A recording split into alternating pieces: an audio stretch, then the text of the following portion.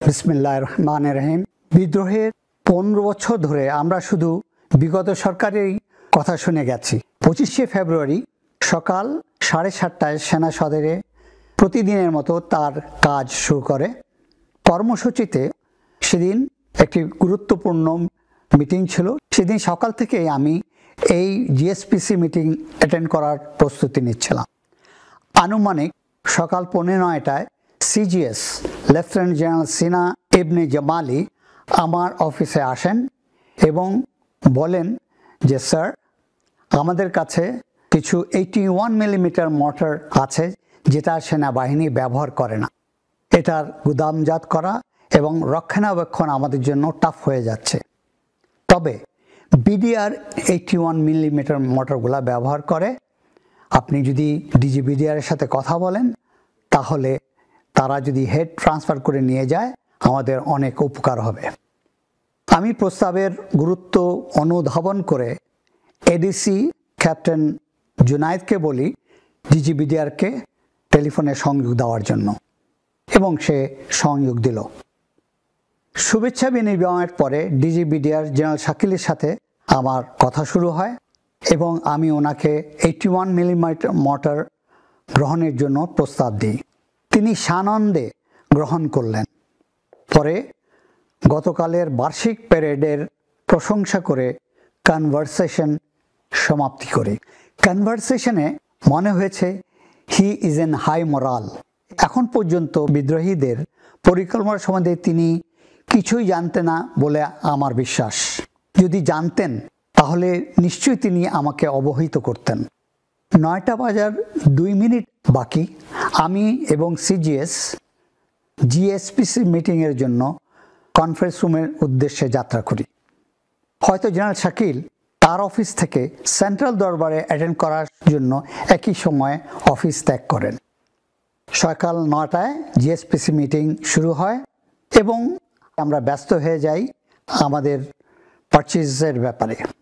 9:30টার দিকে আমার principal secretary colonel Firoz সভাকক্ষে প্রবেশ করেন এবং আমার কানে কানে এসে বলেন, স্যার, পিলখানায় গণ্ডগোল হচ্ছে, আপনার দিক নির্দেশনা প্রয়োজন। মনে মনে ভাবলাম একটু আগেই তো ডিজিবিডিআরের সাথে কথা হলো, হঠাৎ কি হলো?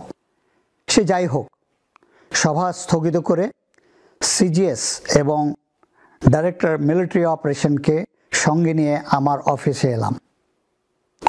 ঘটনা সম্বন্ধে বিস্তারিত জানার জন্য আমি জেনারেল শাকিল এবং প্রাক্তন প্রধানমন্ত্রীকে টেলিফোনে সঙ্গে দেওয়ার জন্য এডিসি ক্যাপ্টেন জুনায়েদকে নির্দেশ দিই। তাদের ফোন কন্টিনিউয়াসলি ব্যস্ত ছিল এবং তাৎক্ষণিক সংযোগ দেওয়া সম্ভব হয়নি। এরই মধ্যে সামরিক গোয়েন্দার মাধ্যমে পিলখানা সম্বন্ধে তথ্য আসা শুরু করলো এবং আমাকে জানানো হলো যে কি ঘটছে পিলখানায়। পরিস্থিতির ভয়াবহতা উপলব্ধি করে সময় বাঁচাতে কারো নির্দেশ ছাড়া আমি 46 ইন্ডিপেন্ডেন্ট ইনফ্যান্ট্রি ব্রিগেডকে অপারেশনের জন্য প্রস্তুত হতে নির্দেশ দিই এবং তারা তাৎক্ষণিক ব্যাটল প্রসিজার শুরু করে, যার নামকরণ করা হয় অপারেশন রেস্টোর অর্ডার। গৃহীত পদক্ষেপ সম্বন্ধে পিএসওএফডি জেনারেল মবিনকে অবহিত করি। 9:47 ডিজিবিডিআরকে ফোনে পাওয়া গেল। আমি ওনাকে জিজ্ঞেস করলাম কি হয়েছে। তিনি বলেন, দরবার চলাকালীন 2 জন সশস্ত্র সৈনিক দরবার হলে প্রবেশ করে। একজন আমার পিছনে এসে দাঁড়ায় এবং ফেইন্ট হয়ে যায়। অপরজন দরবার হল ক্রস করে বাইরে চলে যায়। তার পরপরই বাইরের থেকে গুলির শব্দ আসে এবং গুলির শব্দ শোনার সাথে সাথে দরবার হলে উপস্থিত সৈনিকবৃন্দ গণ্ডগোল শুরু করে দেয় এবং তারা দাঁড়িয়ে যায় আর দরবার হল থেকে বের হয়ে যায়। মনে হলো these are all plan and being executed according to the plan. তিনি আরও বলেন, আমি সেক্টর কমান্ডার এবং ব্যাটালিয়ন কমান্ডার্সদেরকে পাঠিয়েছি তাদেরকে ফিরিয়ে আনার জন্য, যাতে করে পুনরায় দরবার শুরু করা যায়। তিনি আশা করেন যে সহসাই দরবার শুরু করতে পারবেন। আমি তাকে জানাই যে পরিস্থিতি মোকাবেলা করার জন্য 46 ইন্ডিপেন্ডেন্ট ইনফ্যান্ট্রি ব্রিগেডকে প্রস্তুত হওয়ার জন্য আদেশ দিয়েছি এবং সহসাই তারা পিলখানার উদ্দেশ্যে যাত্রা করবে। আমি সাবেক প্রধানমন্ত্রীকে মোবাইল টেলিফোনে পেলাম। এর মধ্যে বিডিআর বিদ্রোহ সম্বন্ধে তিনি অনেক তথ্য পেয়ে গিয়েছিলেন। আমি 46 ব্রিগেডকে যে অপারেশনের জন্য প্রস্তুত হতে বলেছি তা ওনাকে জানাই এবং তিনি জানতে ছিলেন কতক্ষণ সময় লাগবে এই ব্রিগেডকে তৈরি করতে। আমি বললাম যে সাধারণত 6 ঘন্টা লাগে, বাট তাড়াতাড়ি করে আমরা 2 ঘন্টায় করতে পারি। আমি অলরেডি কমান্ডার 46 ব্রিগেডকে বলেছি যত তাড়াতাড়ি পারে তারা যেন প্রস্তুত হয়। আমি ওনার থেকে এই ব্রিগেডটাকে পিলখানা যাত্রা শুরু করার জন্য আদেশ ছিলাম, উনি ওই আদেশ দিলেন। আদেশ পাওয়ার পূর্বে ব্রিগেডটি নর্মাল ট্রেনিং অ্যাক্টিভিটিসে ব্যস্ত ছিল। অস্ত্র কোথে, গোলাবারুদ ম্যাগাজিনে, সামরিক যানবাহন গ্যারাজে, ওয়্যারলেস সেট এবং অন্যান্য সরঞ্জামাদি স্টোরে, এসব একত্রিত করে কমান্ড স্ট্রাকচার প্রস্তুত করতে সময়ের প্রয়োজন। তবে 46 ব্রিগেড 1 ঘন্টার মধ্যে তৈরি হয়ে যাত্রা শুরু করে। এসব সম্ভব হয়েছে ব্রিগেডিয়ার জেনারেল হাকিম, কমান্ডার 46 ব্রিগেড এবং ইউনিট অধিনায়কদের বলিষ্ঠ নেতৃত্বের জন্য। ব্রিগেড কমান্ডারের নেতৃত্বে 10 জন অফিসার এবং 655 জন সৈনিক নিয়ে উনি পিলখানার উদ্দেশ্যে যাত্রা করেন। সকাল 10:30টায় ব্রিগেডের অগ্রভাগ দল জাহাঙ্গীর গেট ক্রস করে। এত কম সময়ে প্রস্তুত হয়ে যাত্রা শুরু করা হয়েছিল তা একটা বিরল কৃতিত্বের উদাহরণ। এর মধ্যে বিদ্রোহীরা বিডিআর গেটগুলির চতুর্পাশে heavy machine gun, mortars, recoilless rifle, rocket launcher, অন্যান্য অস্ত্র মোতায়েন করে যে কোনো আক্রমণ প্রতিহত করার জন্য প্রস্তুতি নিয়ে নেয়। বেলা 11টায় 46-এর প্রথম গাড়িটি মেইন গেটের কাছাকাছি আসে পৌঁছায়। বিদ্রোহীরা টের পেয়ে একটি পিকআপকে লক্ষ্য করে রকেট ফায়ার করে। রকেটটি পিকআপকে হিট করে। ড্রাইভার জাহির ঘটনাস্থলেই মৃত্যুবরণ করে এবং সেকেন্ড সিটার গুরুতর আহত হয়। এখানে আমি একটা জিনিস বলতে চাই, সেটা হলো 10:35 দিকে আমি আবার এডিসিকে বলি যে লেটেস্ট ইনফরমেশন পাওয়ার জন্য তুমি আবার ডিজিবিডিআরকে আমাকে টেলিফোনে সংযোগ দাও, এবং সে কন্টিনিউয়াসলি চেষ্টা করলো অনেকক্ষণ ধরে, কিন্তু ডিজিবিডিআরকে আর সংযোগ দেওয়া সম্ভব হলো না। হয়তো by this time he has been killed. পিলখানার ভিতরে কি হচ্ছে?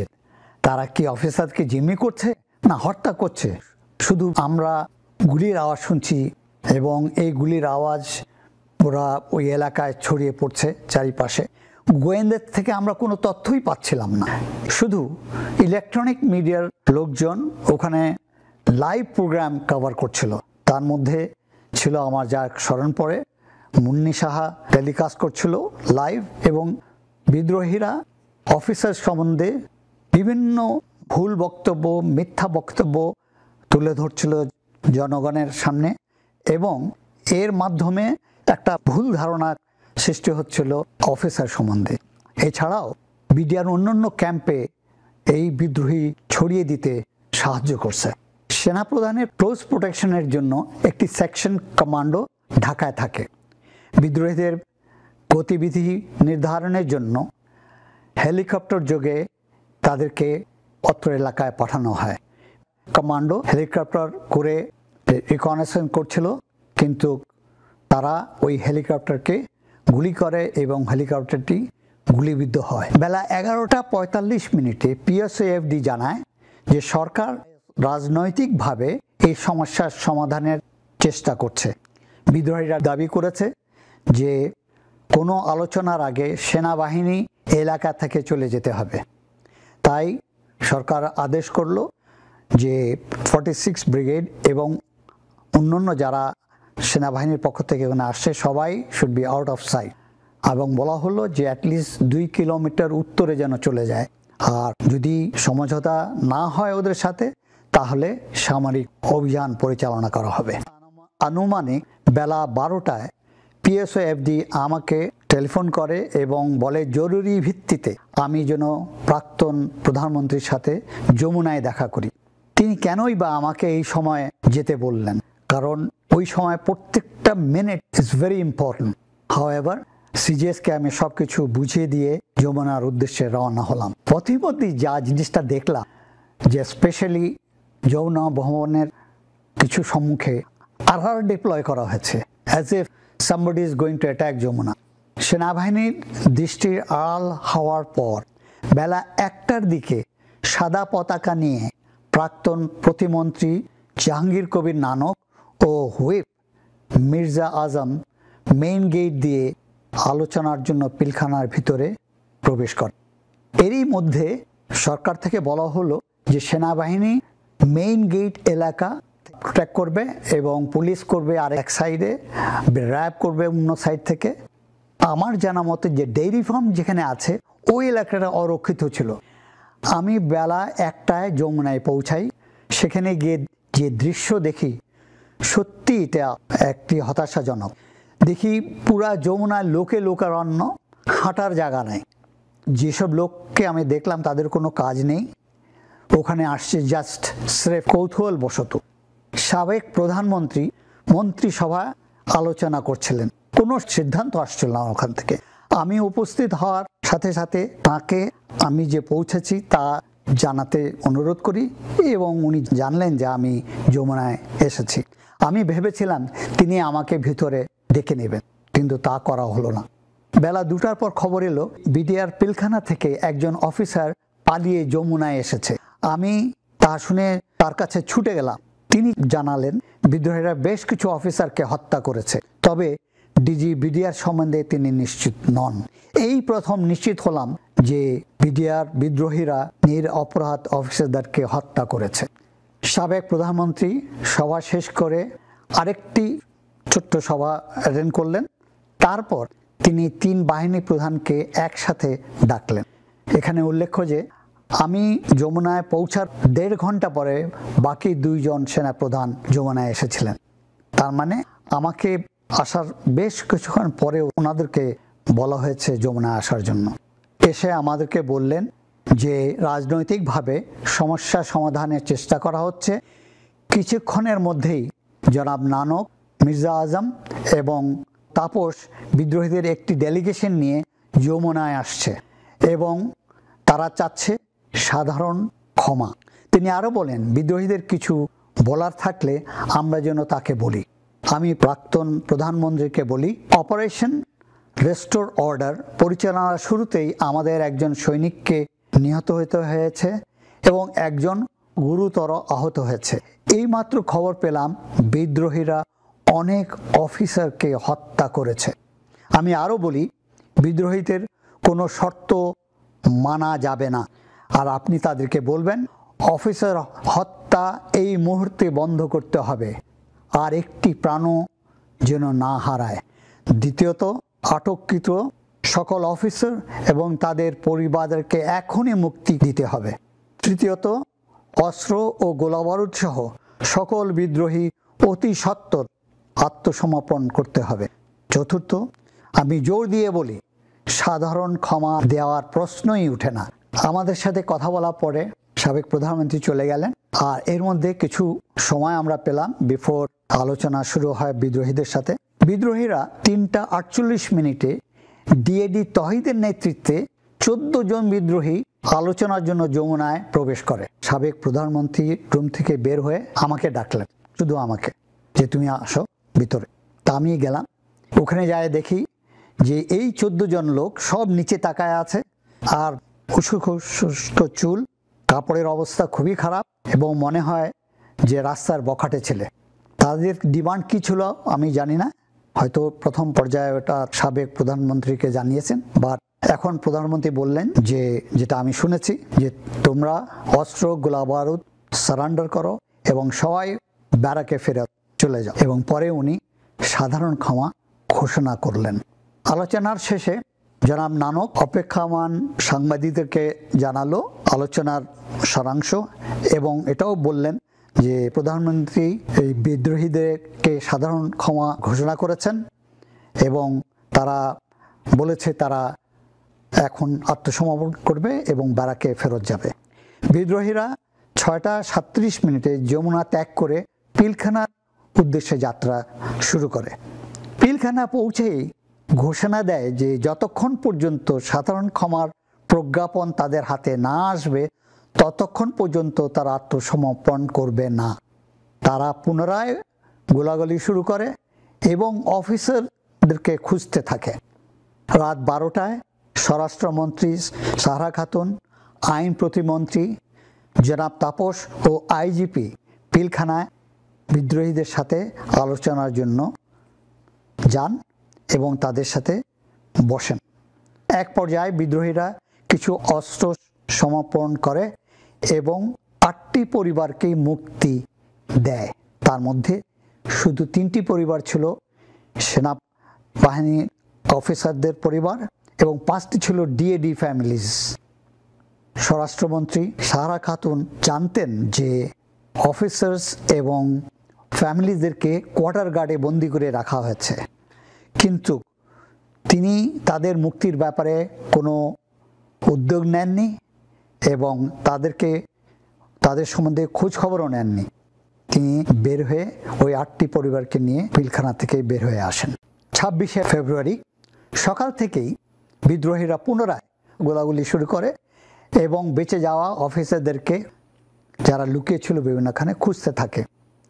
আর কোয়ার্টার গার্ডে যে অফিসার্স এবং অফিসার্স ফ্যামিলিদেরকে হত্যার জন্য তৈরি হতে বলে, তাদেরকে হত্যা করা হবে সেই জন্য তাদেরকে প্রস্তুত থাকতে বলে। সকাল 10টার দিকে সাবেক প্রধানমন্ত্রী আবার আমাকে যমুনায় যেতে বলেন। আমি সকাল 10টা 32 যমুনায় পৌঁছাই। সিদ্ধান্ত হয় বিদ্রোহীরা আত্মসমর্পণ করতে যদি আজকে না করে তাহলে সামরিক অভিযান পরিচালনা করা হবে। আমি ওনার থেকে পারমিশন নিলাম যে এই পরিচালনার জন্য আমি ট্যাঙ্ক আনতে চাই সাভার থেকে। উনি আমাকে এই অনুমতি দিলেন। আমি অতি সত্বর আদেশ দিয়ে দিলাম ট্যাঙ্ক মুভ করার জন্য সাভার থেকে। আর এখানে বলা বাহুল্য 25 তারিখেই আমি এপিসি যেগুলো ছিল স্টোরে, আমাদের guns, ammunition and APC itself, এগুলা বিভিন্ন স্টোরে ছিল, ওগুলাকে একত্রিত করে, এবং ড্রাইভার ছিল না, ড্রাইভার বিভিন্ন ফরমেশন থেকে এনে জড়ো করে 25 তারিখে রেডি করে রেখেছিলাম। ট্যাঙ্ক, এপিসি এবং 46 ব্রিগেড, এডি ব্রিগেড থেকে জনবল নিয়ে পুরোপুরি আমরা প্রস্তুতি নেই যে আমরা অপারেশন চালাব, এবং এটার নামকরণ করা হলো অপারেশন রেস্টোর অর্ডার 2। আমাদের এই প্রস্তুতি দেখে এবং ট্যাঙ্ক আসতে শুনে বিদ্রোহীরা উঠে পড়ে লাগলো যে তারা সম্পূর্ণভাবে আত্মসমর্পণ করতে প্রস্তুত এবং কোনো শর্ত ছাড়া। এর মধ্যে প্রাক্তন প্রধানমন্ত্রী 2টা 18 জাতির উদ্দেশ্যে ভাষণ দিলেন। বিদ্রোহীদেরকে আত্মসমর্পণ করার সময় সীমা বেঁধে দিলেন, যেটা আমি ওনাকে সাজেস্ট করেছি। সেনাবাহিনী আক্রমণ প্রস্তুতি দেখে সাভার থেকে ট্যাঙ্ক আসছে শুনে বিদ্রোহীরা আলোচনা করতে অতি আগ্রহী হয়ে পড়ে। 4টা 48 আমাকে বলা হয় বিদ্রোহীরা কোনো শর্ত ছাড়াই সম্পূর্ণভাবে আত্মসমর্পণ করতে রাজি হয়েছে, এবং কিছুক্ষণ পরেই সব গেটে তারা সাদা পতাকা উত্তোলন করে। রাত 8টায় স্বরাষ্ট্রমন্ত্রীর নেতৃত্বে একটি দল পিলখানার ভিতরে প্রবেশ করে এবং বিদ্রোহীরা কোনো শর্ত ছাড়াই আত্মসমর্পণ করে। এই সাথে শেষ হলো 33 ঘন্টার বিডিআর বিদ্রোহ। প্রাণ হারালো 57 জন অফিসার, যারা সেনাবাহিনীর মেরুদণ্ড ছিল, এবং সাথে আরও কিছু সিভিলিয়ান, টোটাল 74 জন প্রাণ হারালো। পরিশেষে আমি আশা করব একটি সুষ্ঠু তদন্তের মাধ্যমে প্রকৃত তথ্য বের করে যারা এখনও দোষী চিহ্নিত হয়নি এবং এর সাথে জড়িত ছিল তাদেরকে আইনের আওতায় এনে সঠিক বিচার করা হোক।